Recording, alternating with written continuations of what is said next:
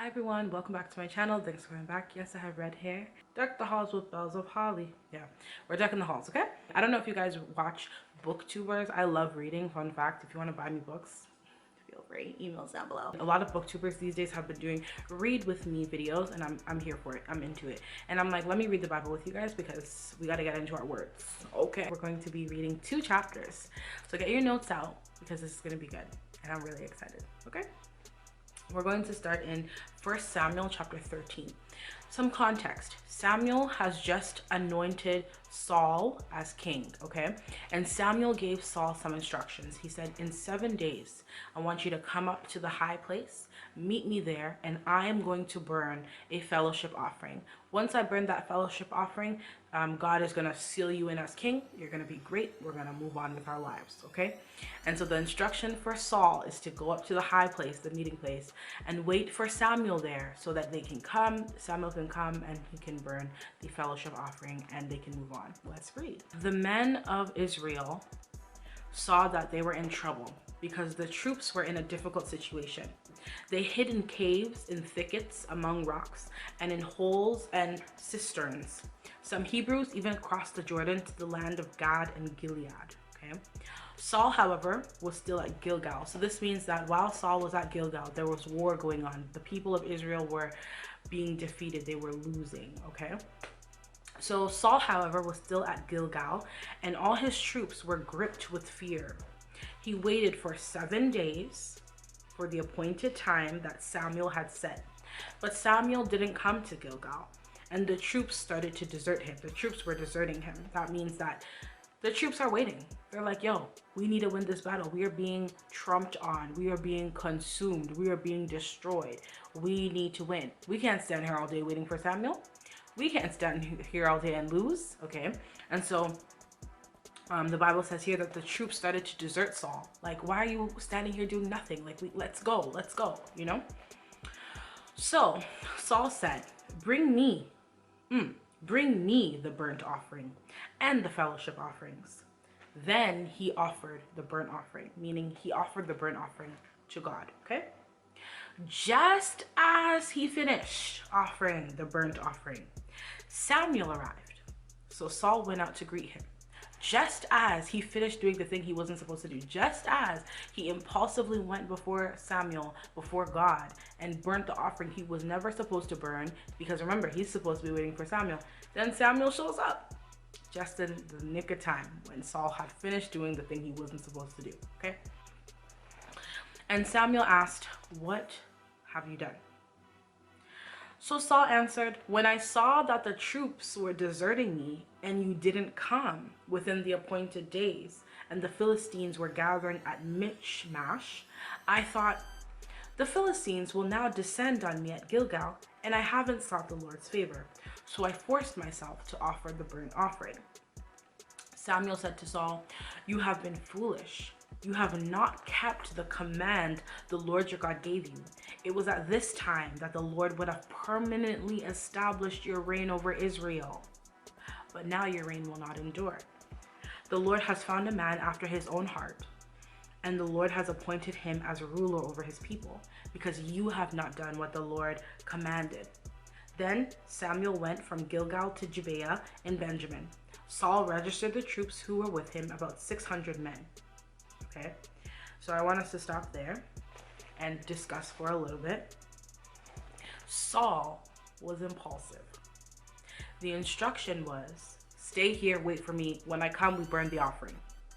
But Saul said, my troops, my people, we gotta go, I don't want to get consumed. And so he just went ahead of himself and burnt the offering. And then Samuel shows up right then. If Saul had just waited a little bit longer, Samuel would have showed up and just done what he came to do. So Samuel comes like, yo, what did you just do? Why would you do that? God wanted to establish your years as king. He wanted you to be king and reign for a long time. But because you went ahead and rushed it, God said, I found someone else to do the job. What have you done? Right? And so when I was reading this, I think a lot of us can relate to the impulsivity of Saul. We want to rush and get ahead of ourselves. We want to rush and date the guy and just decide and decree that he's the one for us, even though God said, this year you're not dating nobody. Okay, this year you're gonna take some time and figure it out with me, you know. But we're like, well, no, I know what's best for me, my womb, Lord, my womb.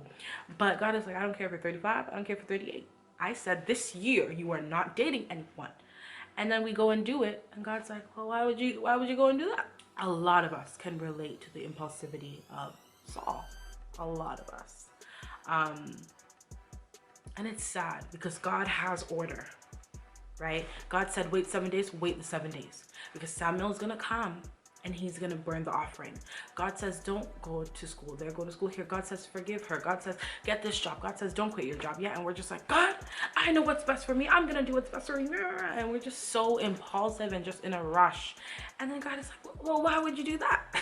Because now the order that I established and the perfect will of God for your life and the plans ahead for you, you're kind of messing it up.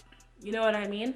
But of course, we thank God for being so sovereign and so in control that nothing can really deter him from doing what he wills anyway, right? But that doesn't mean that there aren't consequences for when we rely on our might, when we rely on our strength, when we rely on our ideas and we just disregard the will of God. There are consequences for that, definitely.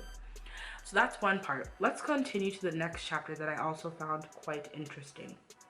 We are in 1 Samuel chapter 15. Here we go.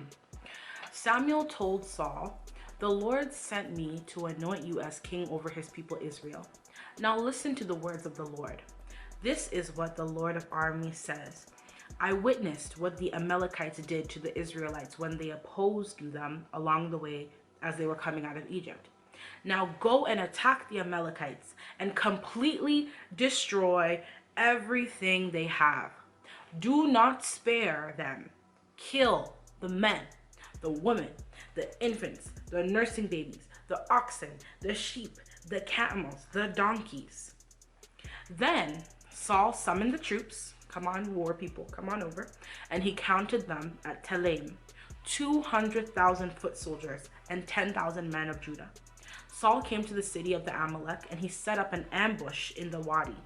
He warned the Kenites, since you showed kindness to all the Israelites when they came out of Egypt, go on and leave. Get away from the Amalekites, or I'll sweep you away with them.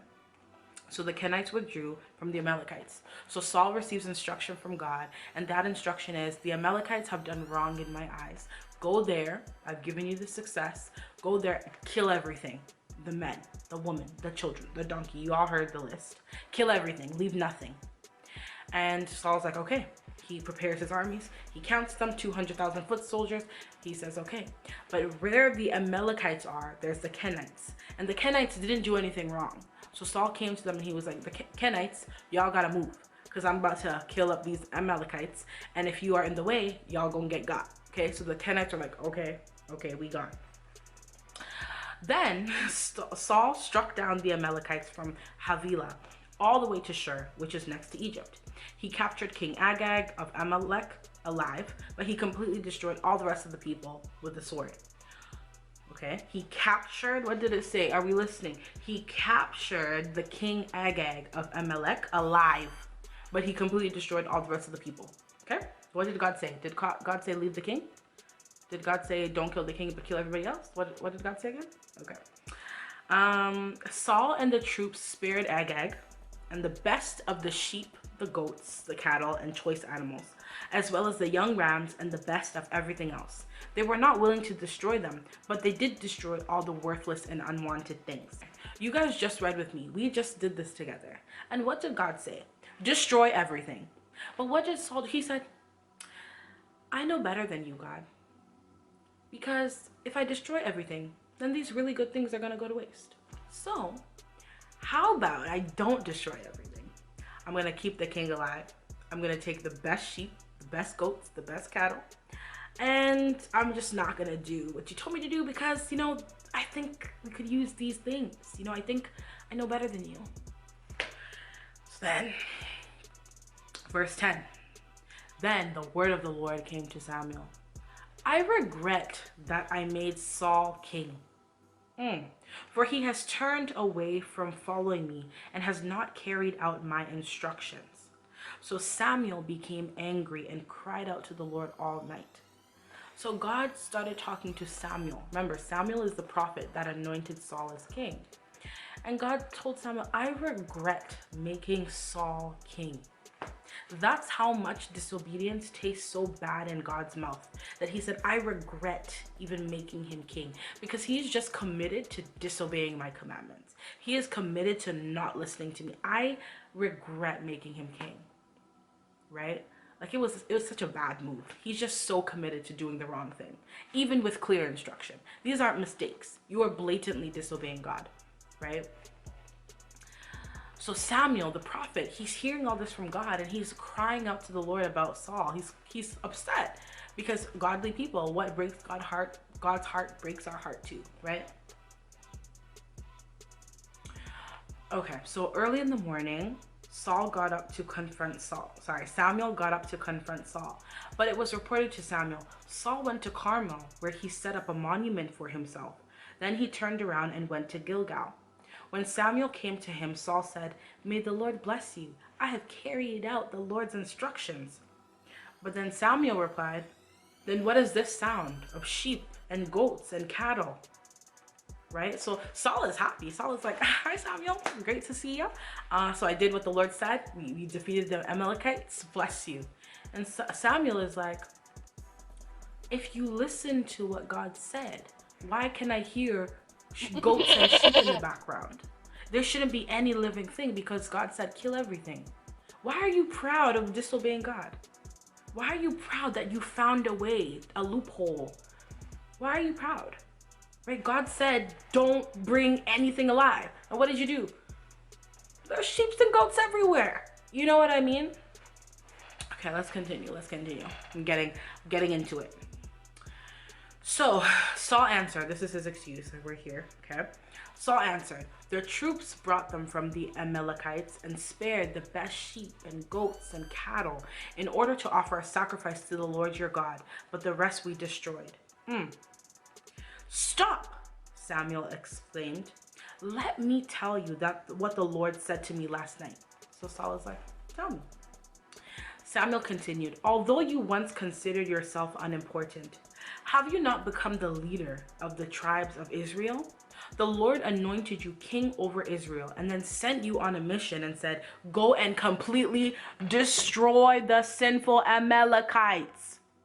Fight against them until you have annihilated them. So why didn't you obey the Lord? Why did you rush? On the plunder and do what was evil in the Lord's sight?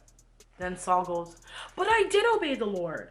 I went on the mission the Lord gave me. I brought back the king Agag of Amalek, and I completely destroyed the Amalekites. The troops took the sheep and the goats and the cattle and the best of what was set apart to sacrifice. The troops did it. The army people did it. The soldiers did it. They brought what was best because they wanted to sacrifice. Okay. And Samuel said, does the Lord take pleasure in burnt offerings and sacrifices as much as in obeying the Lord?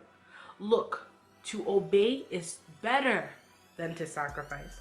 To pay attention is better than the fat of rams. For rebellion, listen to this, y'all. Rebellion is like the sin of divination, and defiance is like wickedness and idolatry. Because you have rejected the word of the Lord, he has rejected you as king. And Saul answered to Samuel, and he said, I have sinned. I have transgressed the Lord's command and your words. Because I was afraid of the people, I obeyed them. Now, therefore, please forgive my sin and return with me so I can worship the Lord. And Samuel said, nah, I will not return with you. We do this thing again, this impulsive kind of thing where God gives you an instruction and then you do complete opposite. And then you try to say, well, God, I felt so pressured. It's like, no. Okay, don't think that you can disobey God and make it up to him later. Because God said that's worse than divination. That's like witchcraft and those kind of things. It's worse than that. When God has told you to do something and you don't do it, right? When he's given you a set of instructions and you obey consciously, like you are aware, you are fully conscious that this is wrong and you are still doing it, it does not please the Lord. It would just be in our best interest to just listen to God, like just obey the Lord. So I hope you guys enjoyed this read along with me.